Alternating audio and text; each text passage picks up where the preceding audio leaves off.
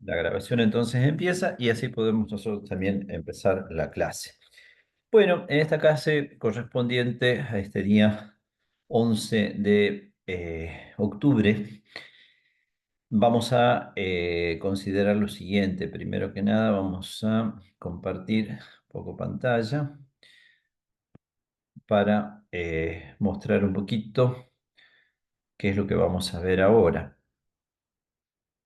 Eh, Quería yo compartir la pantalla. Bueno, ahí vamos a compartir directamente esto. Ahí estamos compartiendo la pantalla de la presentación que se refiere a las virtudes de la prudencia y de la justicia, pero ya en la parte propia de la justicia. ¿Mm? Bien, Eh, Porque esa es uno de los temas que vamos a ver hoy. Vamos a considerar la justicia y después también la virtud de la fortaleza. Ustedes recuerdan que nosotros ya veníamos la clase pasada hablando acerca de las virtudes, habíamos explicado algunas cuestiones generales acerca de las virtudes y explicábamos que en la tradición filosófica y ética son cuatro estas virtudes cardinales, principales, fundamentales, en las cuales se apoya toda la vida moral, que son las virtudes de la prudencia, la justicia, la fortaleza y la templanza. La vez pasada llegamos a desarrollar un poquito la virtud de la prudencia y explicábamos allí que la prudencia consiste en la recta razón de lo operable, es decir, la virtud que le permite a la razón ser recta y componer, como se dice, el acto adecuado en cada circunstancia, el mejor acto posible, podríamos decir así, para poder alcanzar la finalidad propia del ser humano. Sí, pero fíjense, para alcanzar la finalidad propia del ser humano, no componer el mejor acto posible para zafar de todas las dificultades o para ganar la máxima cantidad de dinero o para, no sé, obtener algún otro fin no del todo, podríamos decir así, digno y recto, ¿no? Sino para poder llevar la vida de la forma más plenamente humana o más perfectamente humana o más perfectamente acorde a la dignidad humana, ¿no? Con esto, una pequeña anécdota. En mis años de enseñar ética, una vuelta un alumno que pertenecía a la carrera de Derecho en la universidad, cuando yo estaba terminando ya más o menos el cursado de ética, eh, ahí Karina, buenas tardes, sí. Cuando estaba terminando el cursado de ética, esto no me sale, ahí está. El alumno dice, profesor, yo le quiero decir una cosa. Yo he llegado a la conclusión de que con la ética perdemos plata. Entonces yo le di la mano y le dije, lo felicito, alumno, entendió.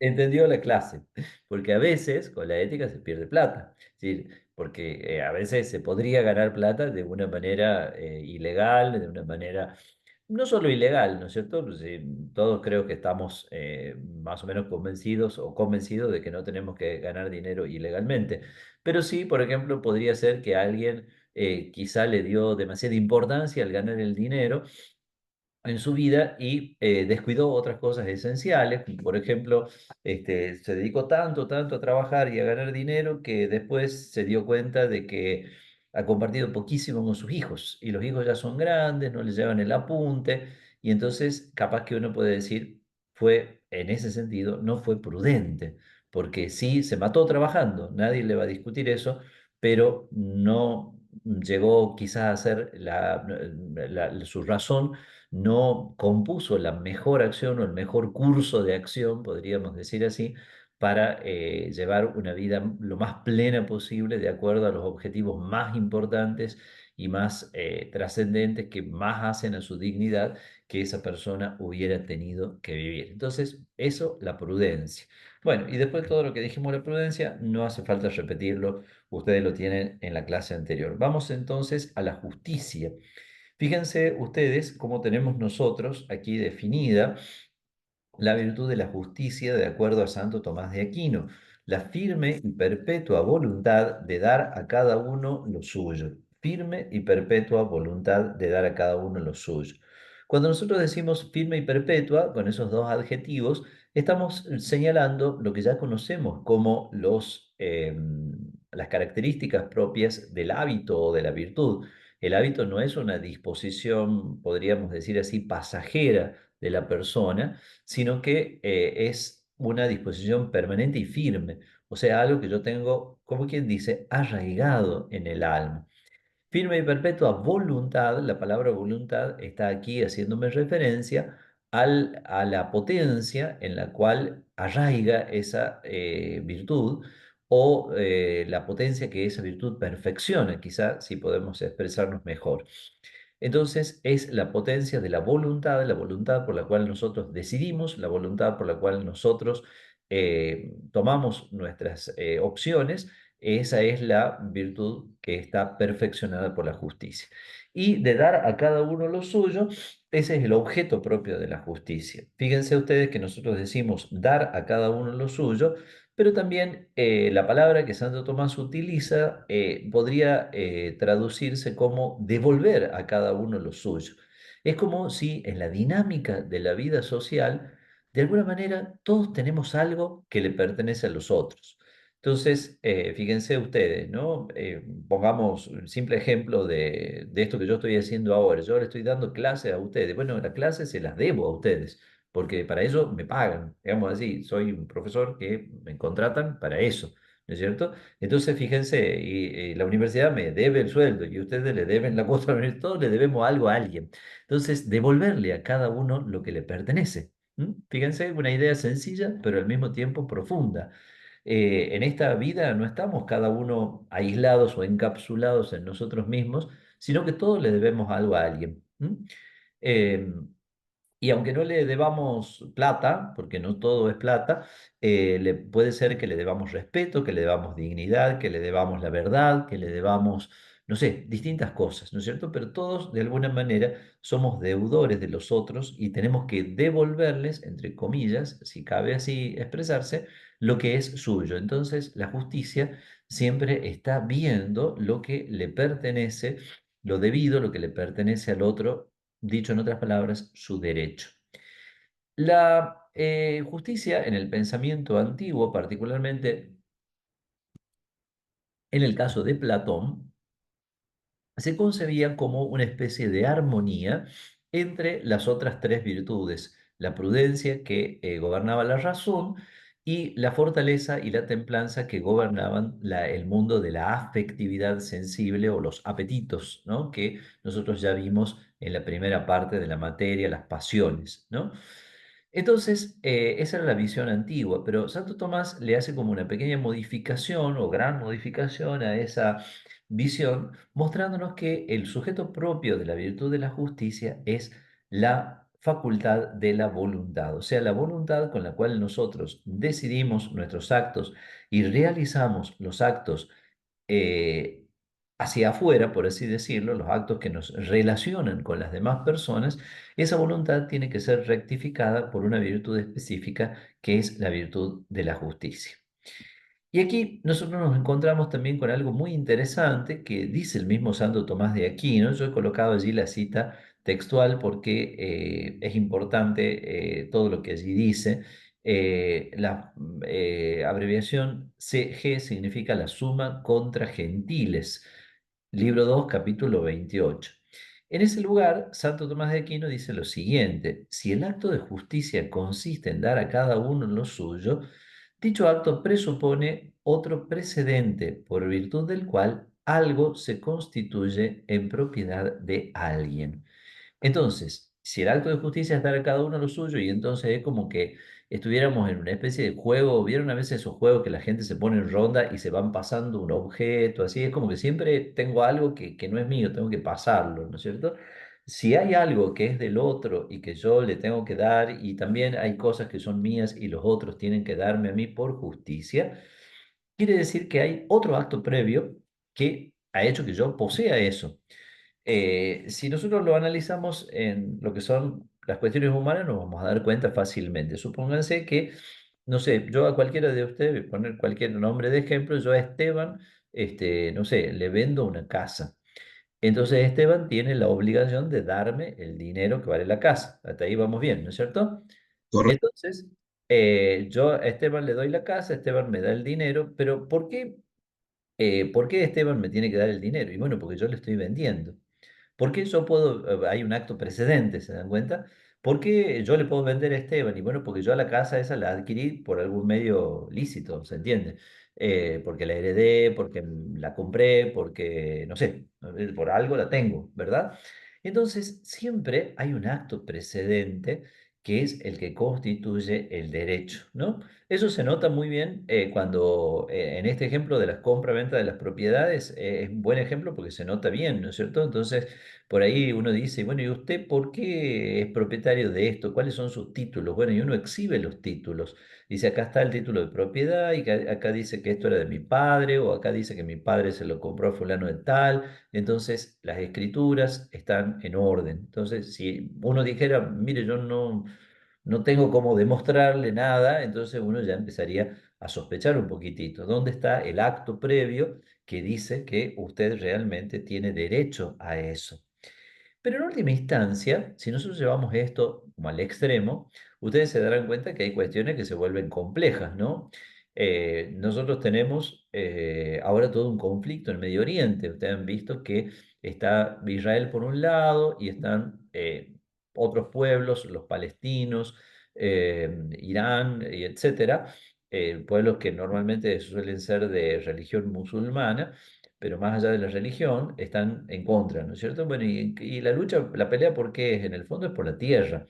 ¿Y por qué se pelean por la tierra? ¿Quién es el dueño de la tierra? Cada uno podría decir, yo estaba aquí antes, ¿no es cierto? Y es muy difícil. Uno podría decir, bueno, la tierra, no sé, Israel como Estado comenzó a existir en la mitad del siglo XX y los otros estaban antes, pero bueno, antes de los otros también estaban los antepasados de los judíos, porque también ellos habitaron eso en las épocas bíblicas, desde más de 1000 años antes de Cristo. Pero antes de eso estaban otros y antes de eso otros, ¿no? Bueno, entonces, fíjense, siempre hay un acto previo. Y a veces es difícil establecer exactamente dónde se fundamenta el derecho. Pero, ¿saben cuál es el último acto, podemos decir así, el acto previo, el primero de todos los actos por el cual algo se constituye en propiedad de alguien? Aunque ustedes no lo crean, es la misma creación divina.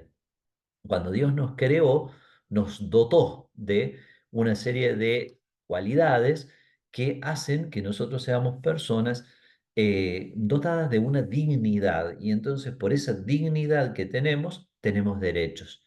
Y entonces por eso los demás nos deben, ¿m? Y nosotros también debemos a los demás. Y eso, a pesar de que hoy en día se hable de los derechos de los animales, etcétera, yo no voy a entrar mucho en todas esas discusiones. eh, a pesar de todo eso, los seres humanos somos los que propiamente somos sujetos de derecho. Ya vamos a volver sobre eso enseguida. Bueno, entonces, la creación es aquello por lo cual nosotros hemos sido hechos depositarios de una serie de dones, y por eso mismo tenemos que recibir esos dones o tenemos que recibir, tenemos que ser respetados, digamos así, en esas cualidades porque forman parte de nuestra dignidad. El objeto entonces de la justicia es el derecho, o los derechos, si ustedes quieren, el derecho en singular sería el conjunto de todos los derechos. El derecho que cada uno tiene, o los derechos que cada uno tiene, se establecen de una manera real. Por eso ahí aparece una palabrita o una expresión en latín que dice medium rei, o sea, el medio de la cosa. ¿M?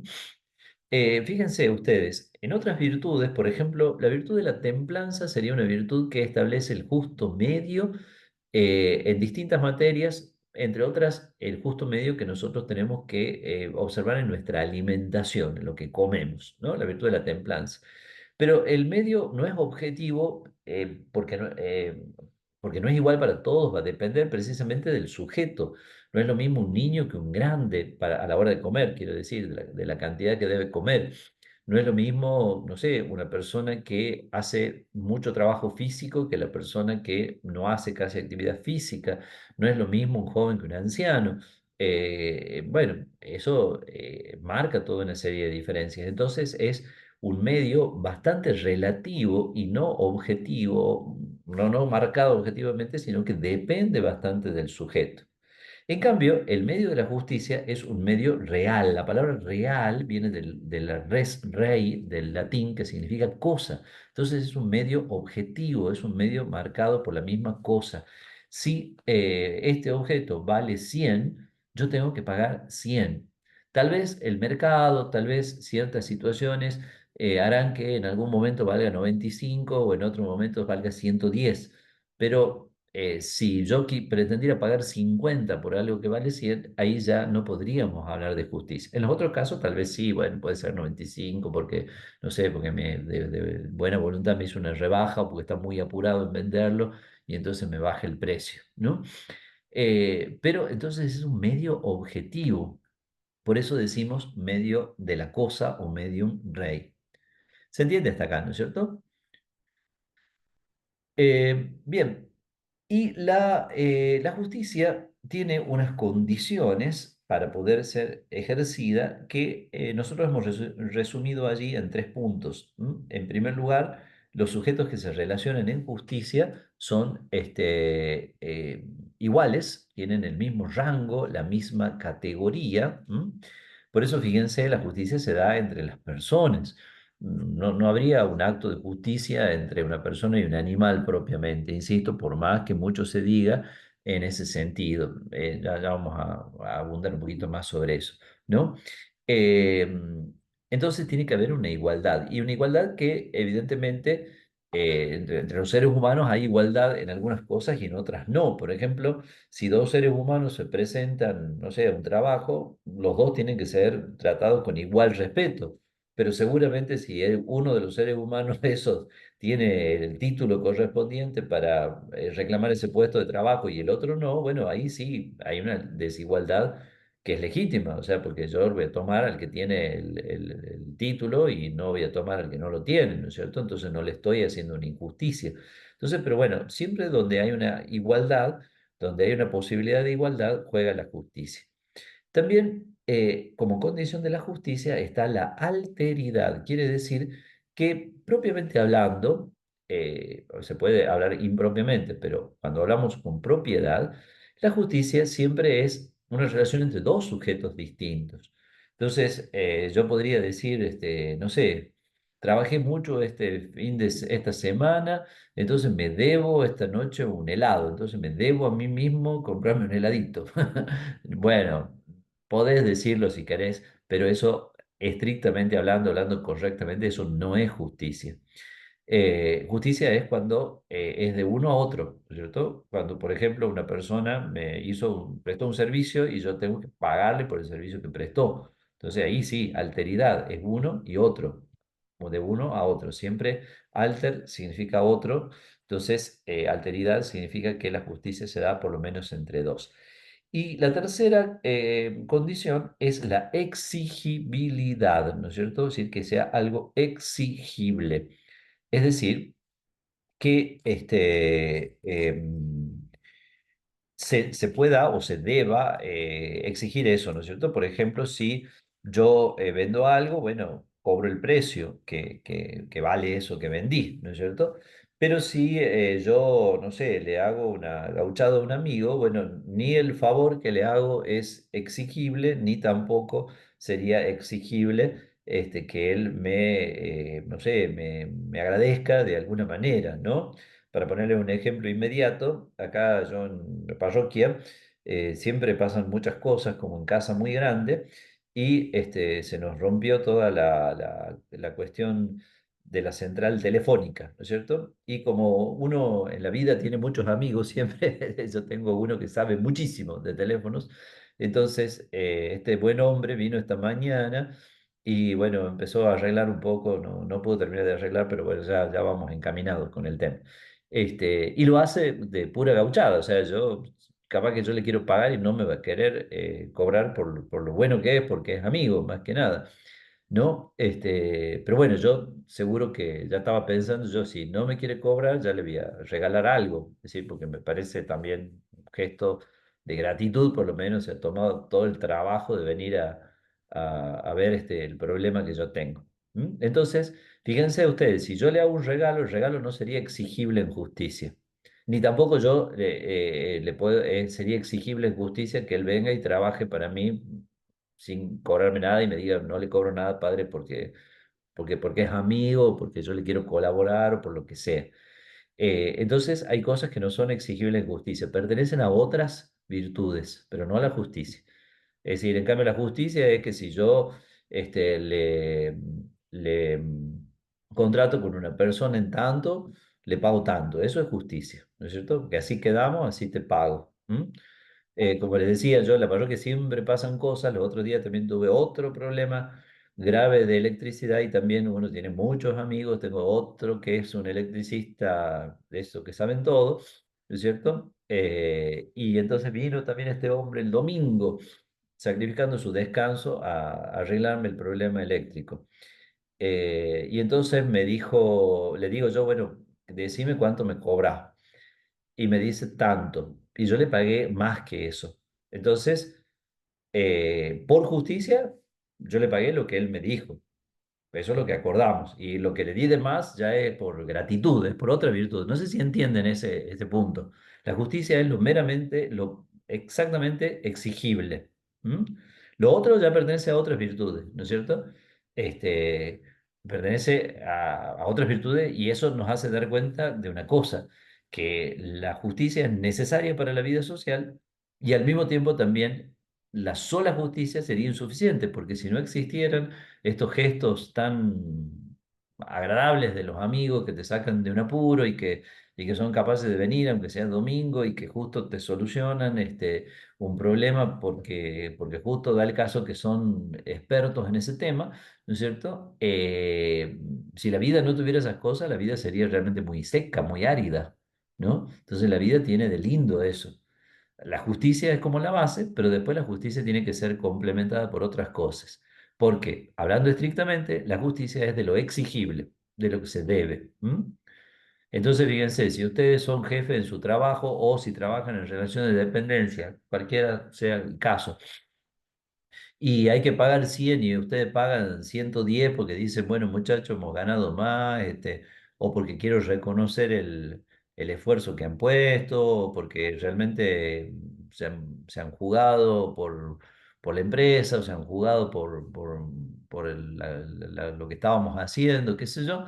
Entonces, bueno, esos 10 que ustedes dan de más ya son de otra virtud, no son de justicia. Lo de justicia era lo que estaba pactado, ¿no? Lo que tiene que ser, lo que marca la ley, en el caso de que hablamos en un trabajo que a veces está marcado por la ley, ¿no es cierto? Lo que se debe pagar. Entonces, bueno, lo que marca la ley, eso es lo que es de justicia, lo exigible, ¿no? Entonces, igualdad, alteridad, exigibilidad.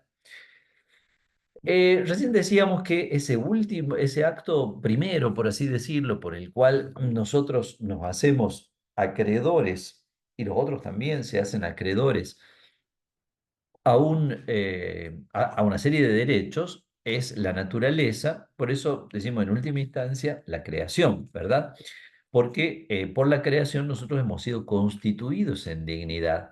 Y eso es algo sumamente importante porque a veces por ahí en algunos sistemas ideológicos pareciera como que se piensa que el Estado es el que te da, ¿no es cierto? El Estado no te da ningún derecho, los derechos vos ya los tenés por naturaleza. ¿M? El Estado lo que hace es reconocer, regular, ordenar, y además no es el Estado el que te tiene que dar, o no solo es el Estado el que te tiene que dar, sino que en cierta forma, si llevamos a sus últimas consecuencias todo esto que venimos diciendo, somos todos los que nos debemos a todos, ¿no es cierto? Entonces, si bueno, si es necesario que todas las habitantes de una sociedad X lleven una vida digna y eso es un derecho de todos, si es un derecho de todos, ¿de quién es obligación? También es obligación de todos, de cada uno, ciertamente de acuerdo al lugar que le toque, ¿no es cierto? Hay personas que quizás no podrán hacer muy mucho o hay otras personas que podrán hacer algo, y las personas que están guiando, por así decirlo, la nave de la sociedad desde el timón del Estado, ellos sí tendrán las obligaciones que les correspondan como funcionarios públicos. Pero no es como que el Estado me tiene que dar y eso es el todo de la justicia. No, somos todos los que nos debemos a todos. Por eso, fíjense ustedes, todos nosotros somos sujetos de derechos, pero no somos objeto de derecho. ¿En qué sentido? En que nadie puede disponer del ser o de la vida de nadie. A lo sumo, las personas no son objeto de derecho, pero pueden ser objeto de derecho algunos actos de las personas.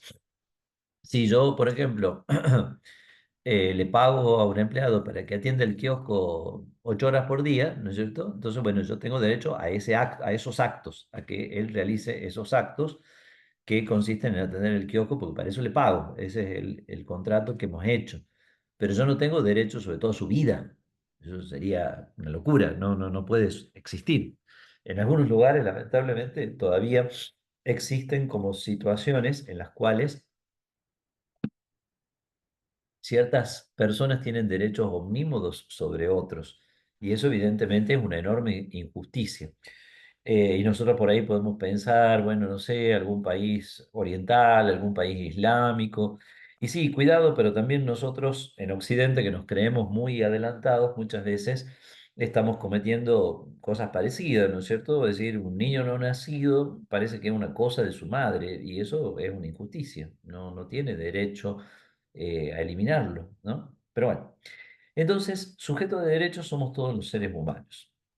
Objeto de derecho son las cosas y a lo sumo las acciones que los seres humanos realizamos cuando siempre, por supuesto, que sean acciones no contrarias a nuestra dignidad. Si, por ejemplo, trabajo, yo le entrego mi trabajo, ¿no es cierto? Y usted me paga el sueldo correspondiente. Entonces está bien, usted tiene derecho a mis actos, a los actos de trabajo que yo tengo que realizar, ¿no es cierto? Como por ejemplo la universidad me paga a mí y tiene derecho a que yo dé clase, entonces yo tengo que dar clase o cualquier otro trabajo, ¿verdad?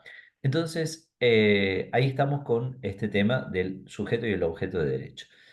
El Doctor, derecho, sí, alguien, ¿qué tal? ¿Cómo le va? ¿qué Eh, tal? mm, eh, ¿Cómo sería el caso en el caso de los estados que tienen derechos sobre las personas, en el caso, digamos, de las que tienen pena de muerte, digamos, están sobre, digamos, el derecho, por arriba del derecho de la naturaleza, digamos, ¿no?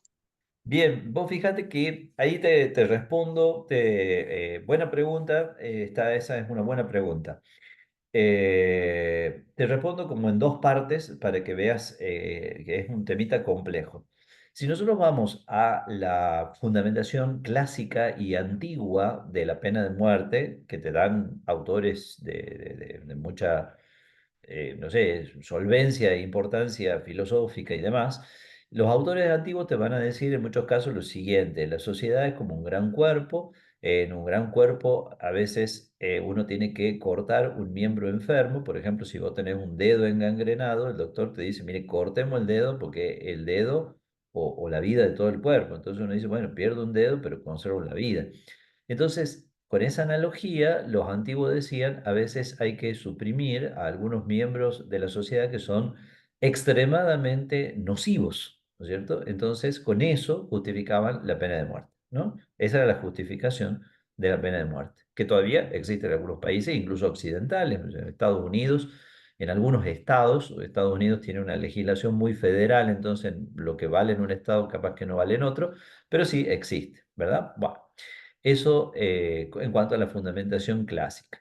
En cuanto a la mirada moderna o contemporánea ya de nuestros tiempos sobre el tema, es como que esa argumentación clásica no resulta ya tan convincente, y hay como una tendencia a decir en ningún caso nadie puede tener derecho sobre la vida de otro. Eh, si nosotros, ahí también tendríamos que hacer entrar, además de la pena de muerte, los otros dos supuestos de la licitud del homicidio, que son la guerra justa y la legítima defensa. En la legítima defensa sería más fácil porque en realidad yo no tengo intención de matar al otro, sino que el matar al otro casi es accidental, yo simplemente me estoy defendiendo mi propia vida. En el caso de la guerra justa es un poquito más complicado, pero bueno, ponele, yo estoy defendiendo una causa justa y obedeciendo órdenes legítimas de mi gobierno que me dice vaya a pelear porque la patria lo necesita, ¿no es cierto? Pero también sería medio, va, tiene sus cosas eso. Eh, pero en la actualidad es como te digo, hay como una idea de que no hay verdaderas o legítimas razones para justificar la pena de muerte. Es un tema debatido, como te digo, la fundamentación clásica también tenía su fuerza y sigue estando vigente en algunos lugares del mundo, ¿no? Incluso en países, no, que no sé, o si uno dice está vigente en Irak o en algún país así, uno podría decir, bueno, pero esa gente, no sé, pero bueno, no, está también vigente en En Estados Estados Unidos. Unidos. Claro, entonces no es que todavía eso para que veas que es un tema que todavía está como en elaboración, por así decir, en proceso. Hay una tendencia a decir no más pena de muerte, porque también hay otra idea, que es una idea importante, que la pena, la mejor pena para el que se porta mal, digamos así, en la sociedad, y estamos hablando de justicia y de derecho, por eso tu pregunta es plenamente pertinente, la mejor pena es la pena medicinal, o sea, la pena que lo ayude al sujeto a, entre comillas, curarse del error que cometió, ¿no es cierto? Pero bueno, evidentemente, si vos lo matás, si le propinás la muerte, ya no se va a curar más, ¿no es cierto? No hay cura ya, no hay cura posible. También, por supuesto, y esto ya sería un larguísimo debate en el cual no vamos a entrar, si la cárcel, en las condiciones que habitualmente se da, por lo menos en la República Argentina, que de eso yo puedo hablar porque conozco, sirve de, entre comillas, medicina o de remedio para que se mejore el delincuente. En las condiciones que viven los presos, no, sirve solamente para que se empeore. Y eso sí es culpa del Estado. Es decir, no hay vuelta que darle. Los jueces se hacen los tontos, los políticos se hacen los tontos, pero los presos viven en condiciones infrahumanas que muchas veces los endurecen en su maldad en vez de ayudarlos a mejorar. Eh, pero sí, en principio, tu pregunta está buena porque planteas una dificultad real que existe. Si estamos diciendo todo esto, ¿cómo entra la pena de muerte? Bueno, la pena de muerte, lo que yo te contesto es, está dudoso que entre, es decir, para muchos debería ser totalmente abolida. Y de hecho, incluso en Estados Unidos, por ejemplo, a veces para ejecutar una sentencia de muerte es como que se, se pasa por un proceso larguísimo y a veces incluso hasta, no sé, por ahí prospera algún pedido de clemencia, y normalmente cuando se aplica la pena de muerte es por algún tipo de delito gravísimo, realmente gravísimo. Por ejemplo, delitos reiterados. O sea, suponete una persona, no sé, se me ocurre por decir algo tremendo, que no sé si será exactamente esto que tenga pena de muerte, pero por ejemplo, una violación seguida de muerte, cosas muy feas o una cosa muy reiterada, un tipo que ha hecho muchas, no una sola vez ese delito tan grave, sino muchas veces o varias veces, ¿no? Entonces, para ese tipo de delitos, no para cualquier cosa. Entonces ahí uno puede entender lo que pensaban los antiguos, que a veces hay personas que son dañinas, perniciosas para la sociedad, que son muy difícilmente recuperables. Bueno, es todo un debate muy complejo, muy complejo. Pero en principio es difícil sostener hoy, por lo menos con la sensibilidad que hay hoy, que el Estado tenga derecho a privar de la vida a alguien por más gravísimos que sean los delitos que ha cometido, ¿no es cierto? Entonces, bueno. Bueno, Muchas gracias, profesor. dicho esto, podemos avanzar un pasito y vamos a este cuadro, que es un cuadro que ustedes lo podrán encontrar en muchas partes, que es el cuadro de las partes de la justicia, que ustedes en cada lado del triángulo ven tres distintas partes de la justicia legal, la justicia distributiva y la justicia conmutativa. Entonces, la justicia legal es la que el individuo le debe a la sociedad. O sea, el cumplimiento, básicamente el cumplimiento de las leyes, porque las leyes son las que establecen la vida en la sociedad. Insisto, eso es lo exigible. Lo exigible para mí es que cumpla las leyes.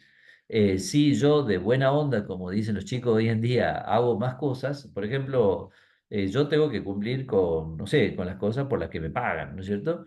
Me pagan un sueldo para esto, yo hago esto. Pero si yo de buena onda también digo, bueno, pero veo que en ese barrio hay muchos chiquitos pobres, entonces con los compañeros de trabajo nos juntamos y le damos un chocolate una vez cada tanto.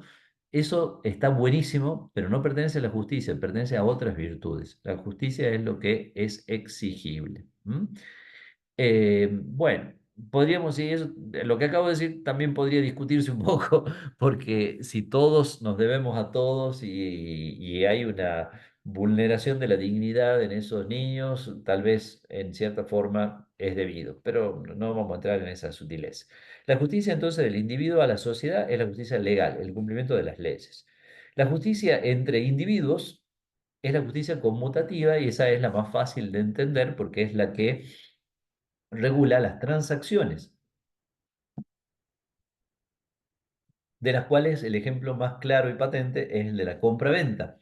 Yo vendo una cosa y le entrego la cosa que vendí y el otro me paga el precio y todos contentos. Y entonces, si eso se hace de manera transparente y justa, si yo le digo el auto tenía 50.000 kilómetros y tiene 50.000 kilómetros, no tiene 200.000 porque le adulteré el cuenta kilómetros, y el precio es tanto y él me paga el precio que corresponde, entonces estamos todos contentos, ¿no es cierto? La justicia en el intercambio entre individuos. ¿M?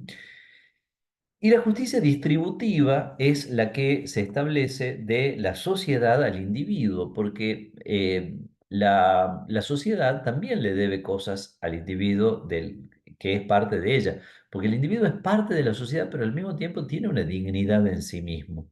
Si fuera una mera parte, ahí, fíjate vos, ahí como si fuera una parte prescindible, entonces ahí también es como más fácil aplicar el argumento del dedo engangrenado para condenar a muerte al criminal, que decíamos recién. Pero el individuo es una parte de la sociedad, pero también tiene una trasciende en cierta forma ese mero ser parte, ¿no? Entonces, es lo que la sociedad le debe a los individuos. La sociedad, fíjate vos, no el Estado.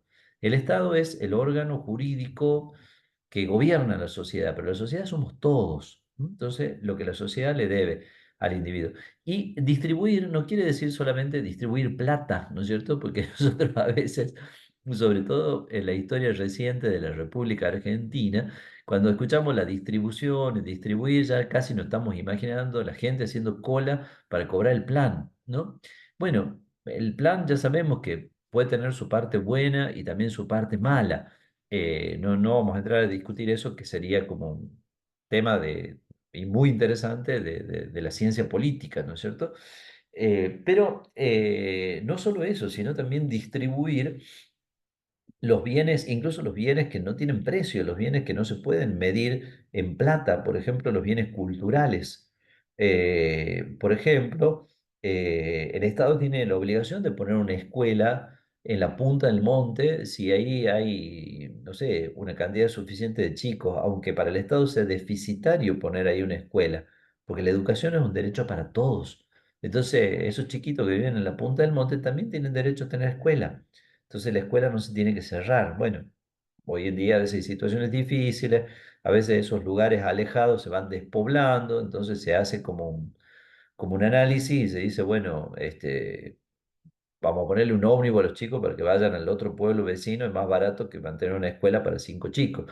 Pero de alguna manera el Estado tiene que asegurar la educación, tiene que asegurar la salud, tiene que asegurar las condiciones de trabajo, tiene que asegurar todo aquello que es un bien común, podríamos decir así, un bien no solo de naturaleza material, sino también de naturaleza general, espiritual, al bienestar general de la sociedad. Por eso, por ejemplo, hago un paréntesis, para mí ha sido muy malo el modo en que se llevó adelante la cuarentena del COVID, porque se vulneraron muchísimos bienes de las personas por el supuesto de que nadie tenía que salir y que todos nos teníamos que quedar en casa para no contagiarnos de una enfermedad que, bueno, que era medio brava, que también ciertamente era desconocida, no sabíamos qué tanto mal podía ser, etcétera. Pero bueno, se manejó tan mal la cosa que se privó de mucho bien común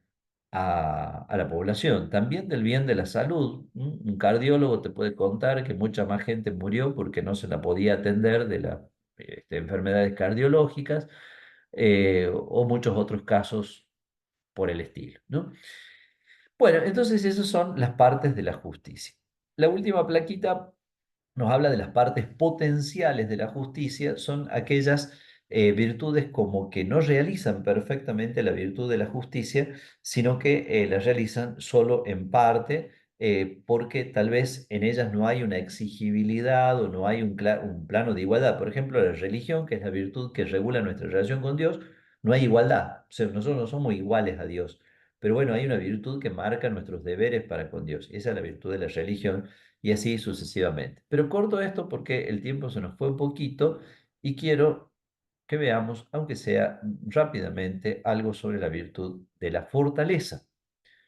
Aquí entonces pasamos a compartir la otra presentación que que viene a continuación, que ustedes también la tienen ahí. No voy estos presupuestos los voy a pasar un poquito de largo porque no tenemos mucho tiempo, como les digo, y nos vamos a detener en esta placa que dice, que habla de la fortaleza en sí.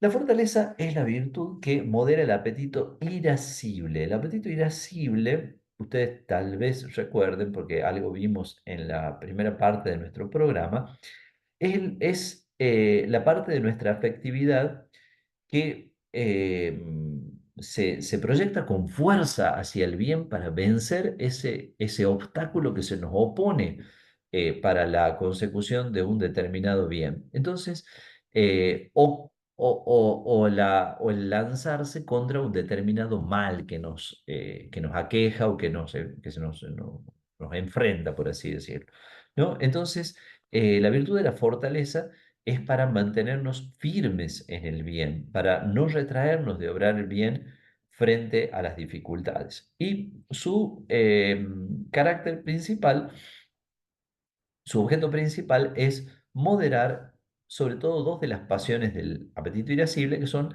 el miedo y la audacia, o el temor y la audacia. Entonces modela los temores y las audacias. Ustedes saben, el temor es cuando nos enfrentamos a un mal y ese mal lo consideramos superior a nuestra fuerza. Entonces nos da miedo. Por ejemplo, si viene un león, el león tiene más fuerza que yo, entonces me da miedo. Pero si viene un gatito, ¿no es cierto? Yo el gatito digo, bueno, este gatito cree que me va a hacer algo, no me va a hacer nada. Entonces, frente a un mal que consideramos vencible, superable, tenemos audacia. Frente a un mal que consideramos superior a nuestra fuerza, invencible o difícilmente superable, tenemos temor. Pero a ambas hay que regularlas, tanto al temor como a la audacia, porque si no las regulamos, podemos dejar de hacer el bien por temor o podemos tal vez excedernos en alguna cosa que hacemos por la audacia. Entonces, regula el temor y la audacia. El mayor temor que existe es el temor de la muerte. Entonces, los antiguos por ahí consideraban que el paradigma, el ejemplo principal de la fortaleza era el soldado, porque el soldado era el que estaba siempre puesto frente a la muerte, ¿no es cierto? El soldado iba a la guerra, no sabía si va a morir o no, pero el campesino no es que se va a morir, el campesino se va a cansar de trabajar, pero morirse no se va a morir por ir a hacer su trabajo. En cambio, el soldado sí.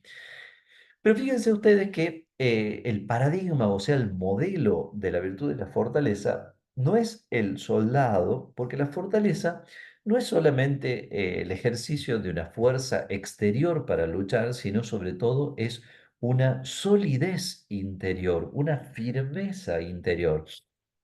Por eso, fíjense ustedes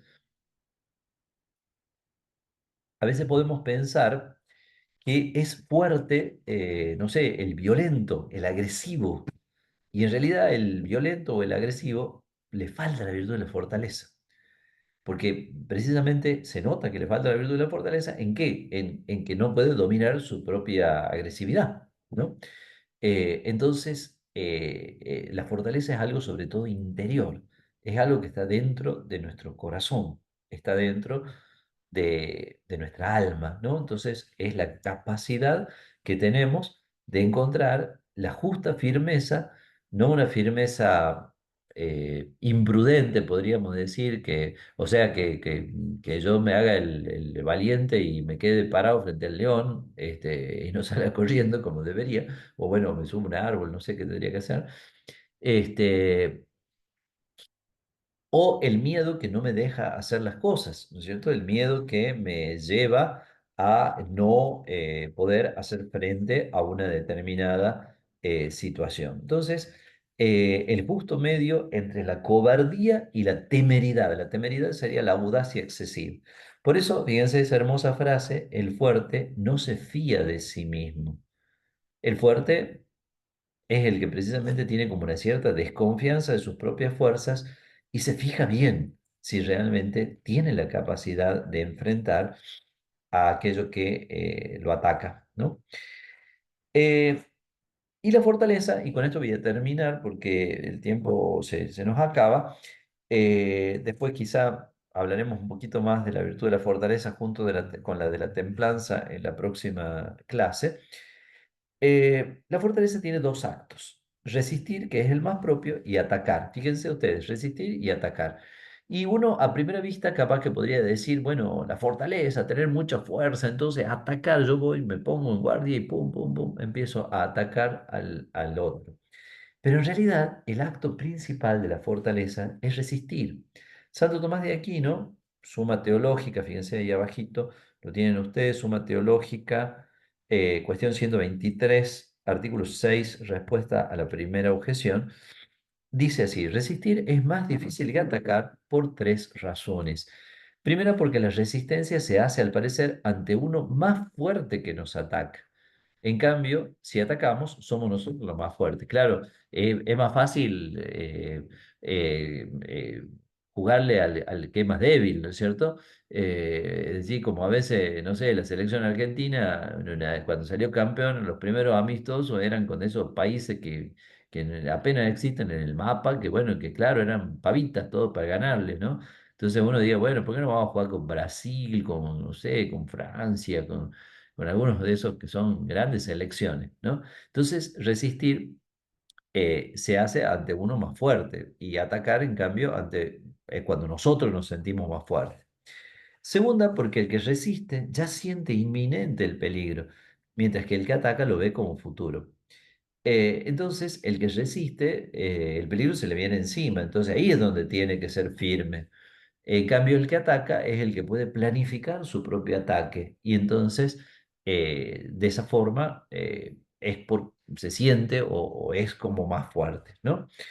Y tercera, porque la resistencia implica un tiempo prolongado, pero el ataque puede surgir de un movimiento repentino. Pero el permanecer inmóvil es más fácil permanecer inmóvil mucho tiempo que dejarse llevar a una acción. Es más difícil. Caramba, justo tengo acá que no leo. Es más difícil permanecer inmóvil mucho tiempo que dejarse llevar a una acción ardua por un movimiento súbito. Por eso dice el filósofo en el tercer libro de la Ética, el filósofo es Aristóteles, que algunos se dirigen rápidamente a los peligros, pero cuando están en ellos se retiran, ¿no? Entonces, esos no son verdaderamente los fuertes. El gallito que se larga a pelear, pero después se... No, el fuerte es el que persiste, el que se mantiene firme, el que persevera en el tiempo, el que no se desanima ante las dificultades. ¿M? Ese es el fuerte de verdad. Bueno, vamos a cortar acá. Vamos a dejar en el aula virtual también esta clase grabada. Están también todas las presentaciones, todos los PowerPoint de este tema. Y hay tareas. Los que no han hecho las tareas, vayan haciéndolas, porque las tareitas de alguna manera ayudan además de, bueno, ser necesarias para ir como complementando lo que hacemos en la clase, las tareitas ayudan a verificar si uno ha entendido bien y eso, ¿cierto? Entonces, vayan haciendo las tareas y si Dios quiere nos veremos dentro de 14 días para terminar con esta parte de las virtudes. Como he dado muy poquito de la fortaleza ahora, vamos a complementar un poco este tema de la fortaleza y daremos la virtud de la templanza y haremos un cierre de las virtudes. Eso sería la clase del día 25 de octubre. Y Bien. después ya nos va a quedar una más, que esa va a ser ya para ver algunos temitas de ética aplicada, de bioética. Bueno, ahí vamos a ir, con eso ya vamos a hacer el cierre de toda la materia, de todas las dos partes de la materia. ¿Mm? Bueno, muchas gracias Profesor, Bien. y que el, terminen el trabajo, lindo el fin de semana. profesor, Sí, perdón, Eugenia, diga. el trabajo práctico de prudencia todavía no hice, ¿hay tiempo? Sí, sí, sí, hay tiempo. Yo Hay no un les he trabajo, puesto plazo a los trabajos. Hagan en la medida que vayan pudiendo, ¿no? bueno, muchas gracias. Bueno, ¿Deja algo entonces, para la semana que viene? sí, dejo uno, espérate un poco, dame un segundo. ¿Qué pasa? Que lo tendría que compartir, pero no sé por qué no lo tengo a mano. Vamos a ver, espérate un cachito. Acá y acá. Y si ustedes van al aula, Sí, eh, sí, es un trabajito, el que está mostrado es el de la prudencia y ahora lo voy a poner Sí, a la vista al trabajo práctico 2 que dice las virtudes. Ahí Bien, tienen un pequeño trabajito. Ya lo voy a poner perfecto. bien, Bueno, a perfecto. la vista. ¿Ah? perfecto. Muchas gracias, profe. Gracias, muchas gracias, profesor. profe. Bueno, perfecto. Entonces, Bueno, que Gracias, tengan un buen profesor. fin de semana. Chao, ¿Ah? Buen chicos. fin de para Hasta todos. luego. igualmente, Hasta Gracias, igualmente. luego. Chao, gracias a chao. todos. Adiós. Nos Chao. vemos.